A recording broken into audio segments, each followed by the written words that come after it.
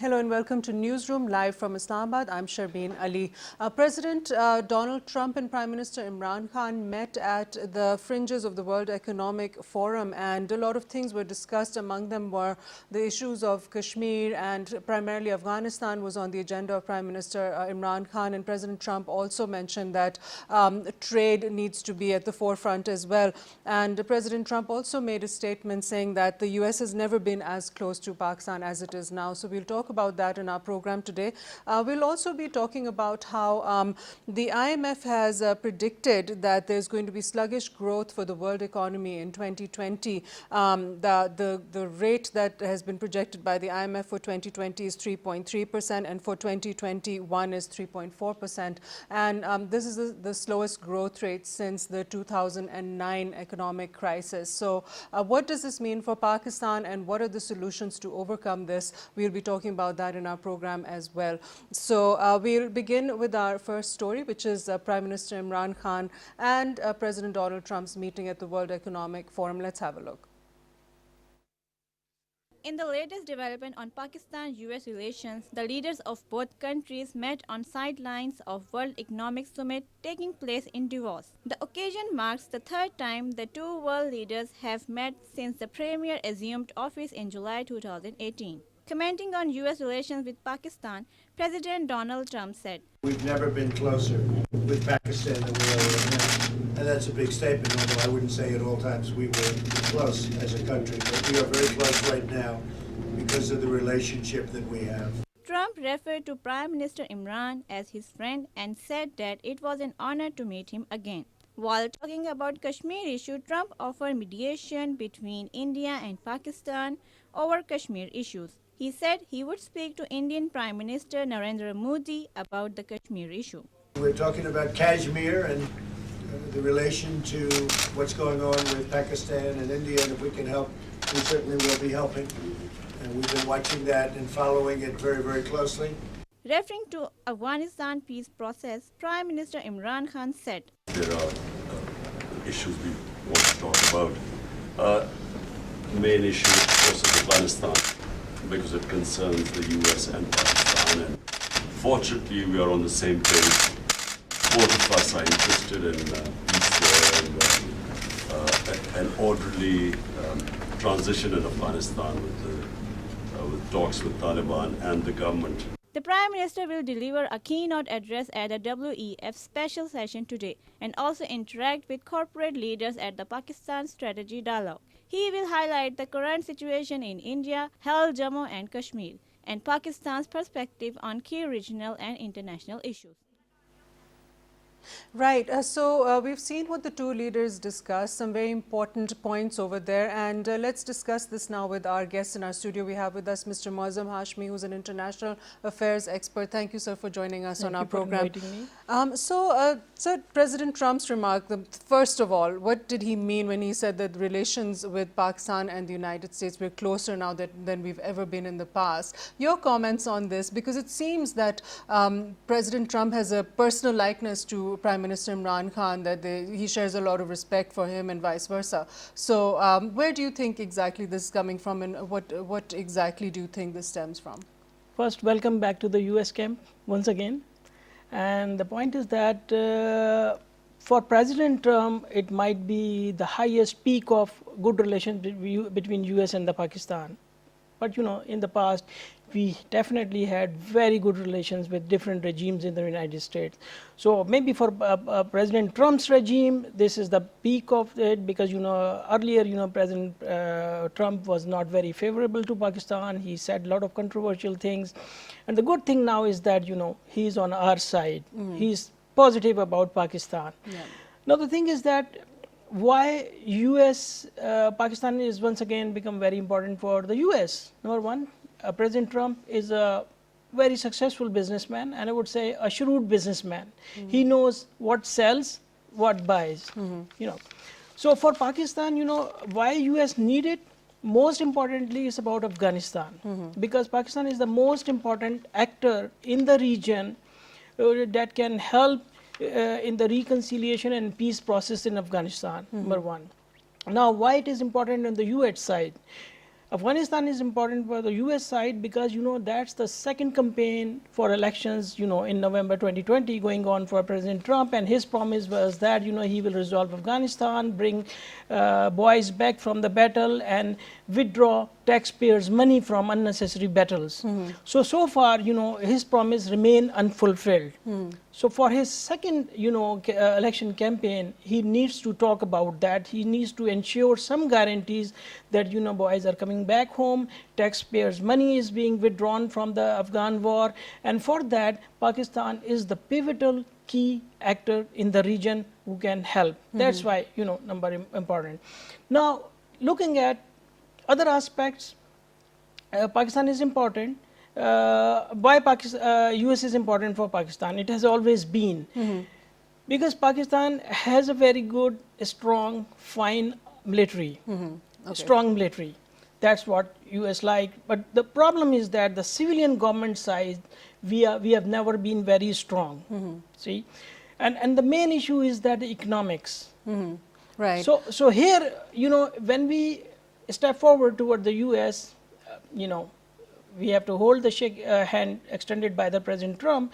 So this will help us in reducing our economic burdens and staying away from the FATF grey list. Right, okay. So Prime Minister Imran Khan said that the main item on his agenda is Afghanistan, because it seems that at the moment the US and the Taliban are almost at they've almost reached an agreement on the peace deal, because Alice Wells, their senior diplomat for South Asia, was here in Pakistan for a couple of days, and one of the items that was being discussed was that there might be a finalization because the Taliban offered a ceasefire for a temporary number of days. So they've become very close to that peace agreement, it seems, right now.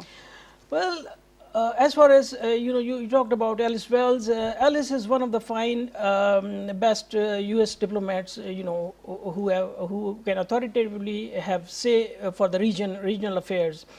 So yes, Alice had worked here. Alice has worked in India as well, and she has been shuttling between Pakistan and Washington. She is a good person on this thing. As far as the agreements with the Taliban are concerned, you see, we have been going through these processes of agreements with Taliban. So Taliban is not such that something as final come out. What we have to look for is that what is the most agreeable, most agreeable, most doable things Taliban will do. We cannot draw a line and say that okay, the good, as earlier President Trump was thinking that he would draw a line and make Talibans do that. Talibans never have done that in the past, right. That. See, so this is the good point about it, that both parties have calculated that. And one thing about Pakistan-US relations I see at the policy and decision making level. The problem on our side and on the Pakistani side is that not that kind of understanding to understand what the US actually is. US has always been, whether President Trump is a businessman or not a businessman, it's the Washington people in the Washington who make decisions. So the point is that they are very pragmatic about things. Our problem is that we want to romanticize on everything. Right. See, but sir, Pakistan has in the past been a key ally for the United States in the war on terror. We've given a lot of sacrifices as well, as where that's concerned, and that is to some extent being acknowledged. But more so, the role in Pakistan that Pakistan is having for the peace talks between the US and the Taliban has been acknowledged even more. So, would you say this is one of the things that's sort of brought the two countries together? Now, the other thing that Prime Minister Imran Khan has discussed is Kashmir. And President Trump said that he will be discussing this with Prime Minister Modi when he visits India. So do you see that any developments in this regard might take place after this meeting? Well, we have a lot of sentiment for Kashmir, and it has been a pivotal part of our policy and sentiments, and it will remain. There is no doubt about it. The point is that what we say that when you offer a candy to a kid, look at the example of Palestine. Similar kind of a talks is going there. We are concerned about it. We will do this and that, but actually never happen. Nothing could deter Modi from doing what he is doing in Kashmir right now. The whole world is screaming about it. Nothing happened. And the state of minorities in India at the moment, Oh that has yeah, been a concern for US lawmakers as well. However, do you see any development in that, that might be brought up as an area of at concern? this point until today, I don't see much positive development, right? But you know, Pakistan can do one thing while assisting US in Afghanistan once again. Pakistan can, you know, assert on the US to do something about India and have Modi be flexible on Kashmir issue. See, this is what Pakistan can ensure as we get along with the US. Pakistan's concern in Afghanistan right now is that to not only to assist US in that, but to, you know, regain its influence in Afghanistan, you know, which has been very fluctuating and murky kind of a political situation as far as Pakistan and Afghanistan bilateral relations are concerned. Because the reason is that mainly it's India that exercise influence, enjoy influence in Afghanistan. See, at the people to people level or the policy and decision making level, that's where we had problem. Okay, well, we have online with us now Ambassador Ghalib Iqbal, who's a former ambassador. Thank you, sir, for joining us online. Thank you for inviting me. Sir, I'd like to ask you now, President Trump's remarks that Pakistan and the United States have never been as close as they are right now. Your comments on this, sir? I don't think so, because that's very close to reality. Pakistan has been able to mend its relation, and US has been able to mend its relation with Pakistan in the recent past. It is better, in comparative analysis, is better as compared to last year. But I wouldn't say that we were never so close before. We have been closer, much closer in the previous decades, and the history is a witness to it. What now we are seeing is probably a close cooperation between Pakistan and United States for Afghanistan dispute, and that is it. And terming it as the closeness probably would be bit exaggeration.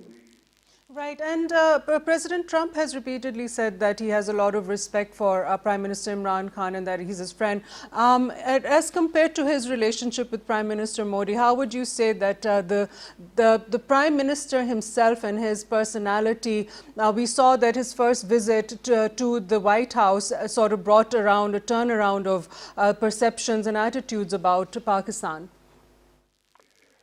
I believe the leadership, the personalities do matter, but in the relationship between countries, it's not the individual who matters as much as the interests of your own country and the other country with which you are having a bilateral relation. So, personality of Prime Minister Imran Khan and personality of President Trump, they clicked on the first visit, and which is good because subsequently, then over the next few years, the relationship trickles down to the working level also, and that is a good omen. But at the same time, it's always the interests of the countries which are foremost and which should be kept in mind. At this particular moment, US has a great interest in Pakistan because of resolving the Afghan issue or because of safeguarding its own position in Afghanistan. And Pakistan is looking at America for one reason, that we are helping them in Afghanistan, but at the same time we would like to have situation getting better vis-a-vis Kashmir and our relationship with India. Right, sir. The potential peace deal in Afghanistan between the United States and the Taliban, how would that affect President Trump, keeping in light that he's going through an impeachment proceeding right now? It'll be starting in the Senate. How would that affect his re-election chances if he does achieve this peace deal? I think impeachment, probably that's a non-starter to begin with, because they have enough majority in the Senate. They have enough majority in the Senate, and probably nothing is going to happen with vis-a-vis impeachment. Right. But in next election, it all depends how he moves ahead on various issues, and as in the recent past, when we saw post General Soleimani assassination in Iraq, everybody was asking, and my view was that the escalation is going to take place between US and Iran, but it's going to be very slow pace, because the climax you should be able to see it somewhere closer to the US elections. And in all probability, President Trump is relying on his next election on the basis of US's relationship with Iran. And Pakistan would figure out, but in a limited way. India would figure out, but in a very limited way. And let's see what happens in the next 10 to 11 months. Right. Okay. And so also President Trump, when he was talking about his upcoming trip to India, he said that he would speak to Prime Minister Modi about the Kashmir issue. Your input on this, how do you think that this is going to, this topic is going to be pushed any further, and there might be some sort of result from this discussion? This is just a talking point which the State Department would be putting in the brief for President Trump. That's it. If they were serious about the whole issue, I think probably they would be dealing with the dispute in a totally different way. They have not been, because of their economic interest with India and because of the economic interest of their allies in India. They are not pushing India at all. And especially in the occupied Kashmir, United States hasn't done anything which could bring any relief to the people in occupied Jammu and Kashmir. So we have seen it in the past. Merely talking about the issue is not resolving the issue. Right. Okay, thank you so much, sir, for joining us and giving your input, Ambassador Ghalib Iqbal. Moazzam Sabad, now I'd like to ask you that President Trump was also asked by a reporter whether he would visit Pakistan also when he visits India. And he said that we are meeting right now. I wanted to say hello. So it was kind of avoiding the question. Do you think that he will visit Pakistan? I think he would. The reason is that his election campaign is nearing, and he wants to ensure people back home that he is doing something significant about Afghanistan, and therefore that getting more closer to Pakistan is important. See, so Okay. I think he would, or as a policy decision making, he should. Right, okay. And President Trump also said that trade is going to be of very, very paramount importance, and we're working together on some borders, which assumably it's the Afghanistan border he was referring to. But his particular mention that trade is of very, very paramount importance. Would you care to elaborate on that? Yes, as I earlier mentioned that it's a strong military side and the weak civil government side, and civil government side definitely needs economics. So this is an opportunity Pakistan can mint on to not only to escape the gray zone of FATF, but to consolidate its position, because at home this government also needs support, even the support of their own supporters, because the way inflation is going on, we need economic thing. Now just let's take a little bit of the arithmetic, little bit maths. In past 15 years, if we look at that, we got $15 billion from the United States, and that was on coalition assistance aid, right? And then we got another $4 billion, and that was about purchasing the US equipment for training the militaries and all that, and dealing with, and another if I'm not wrong, 1.2 or 1.4 billion dollars that was for the training for the dealing with the insurgencies, right? And then another couple of $1 billion Pakistan was supposed to get, and this is it. So this is the structure we were getting. Now, one thing which has been blocked for quite some time, that was the military cooperation aid. So that has been released, and Pakistan is into military education and training once again. Right. So this is a very, very positive thing, and of course it aligns with the whatever the US program or US strategy for the Afghanistan is. It is important to involve Pakistan back into that.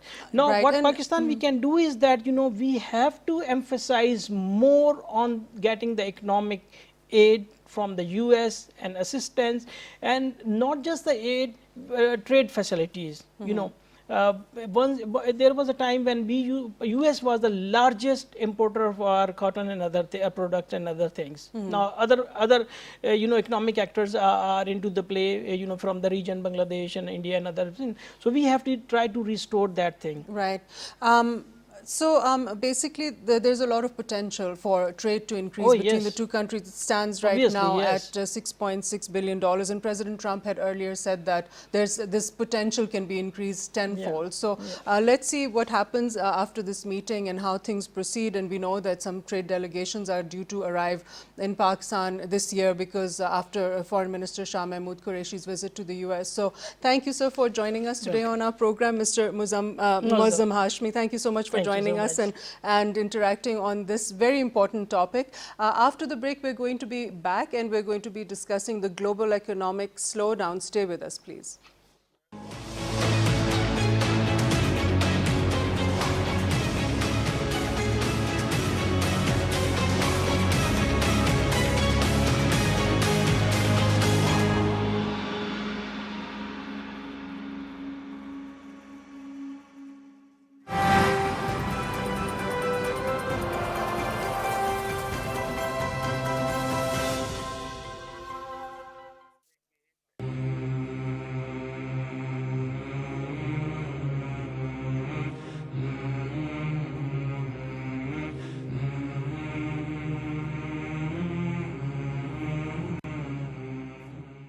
It's time for Maghrib prayers in Rawalpindi, Islamabad.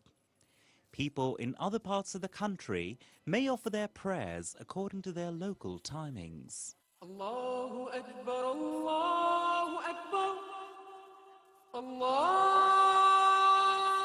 Akbar, Allahu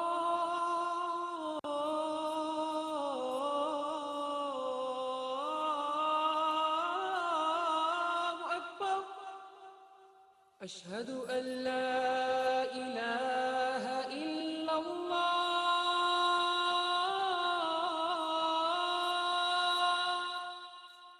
أشهد أن لا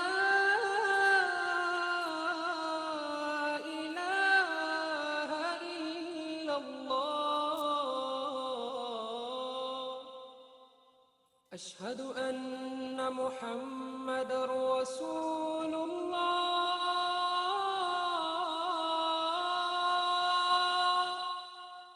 أشهد أن محمد رسول الله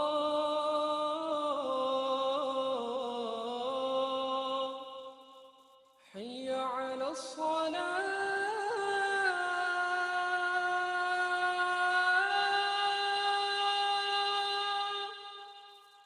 حي على الصلاة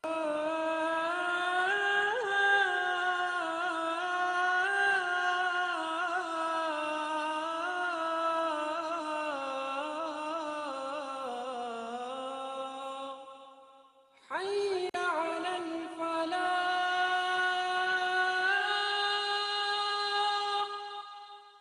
حي على الفلاح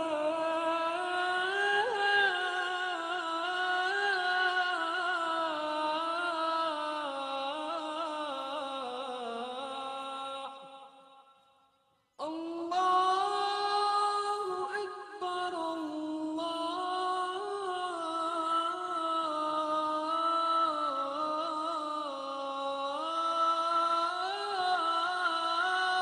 أكبر لا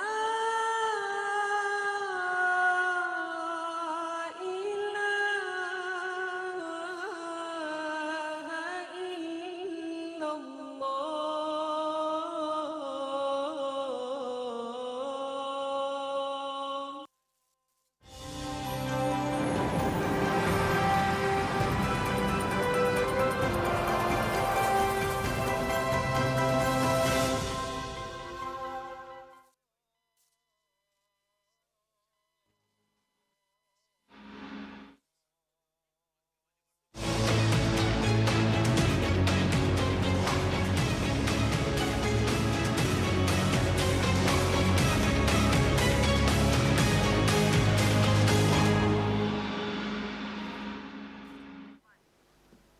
Welcome back.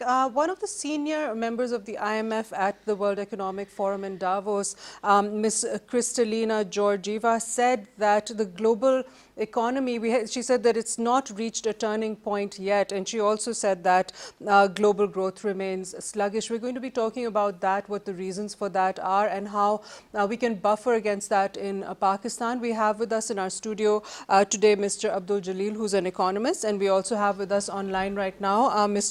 Abid Hassan, who's also an economist. I'll start with Abid Hassan. Sir, thank you so much, sir, for joining us on our program. Thank you, Sharmeen, for inviting me.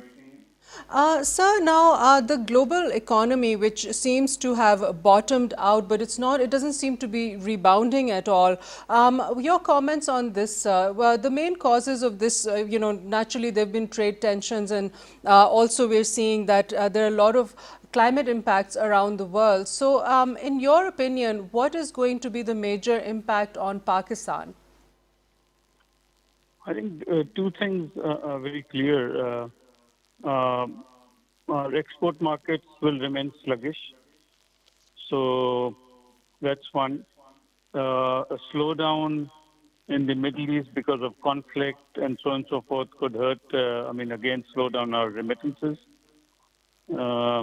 And the positive, if any, if there's a global slowdown, it of course depresses the energy prices, so we may get some benefit from that. But overall, I think the next few years, global economy isn't going to grow as rapidly as it was, a decade back or 2 decades back. And for countries like Pakistan, which are trying now to kind of increase or enhance their exports, it's going to be a tough going. Right. Thank you, sir, for joining us online. We're now going to go to a break and we'll be right back, so please stay with us.